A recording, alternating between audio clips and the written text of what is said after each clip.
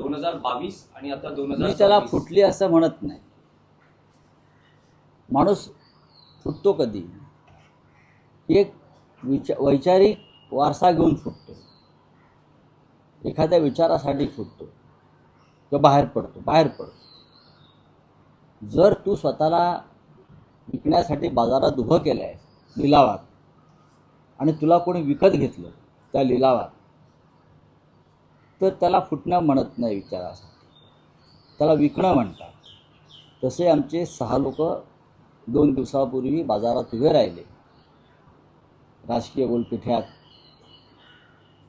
आणि त्यांनी स्वतःची बोली लावली आणि ती बोली जी आहे त्यांनी दिलेल्या बोलीवर त्यांना विकत घेतलं गेलं. फुटले काय मोठा महान विचार घेऊन ते फुटले? काय विचार काय आहे? एकाला तरी विचारा त्यांना शिवसेनेचा काय विचार माहिती आहे?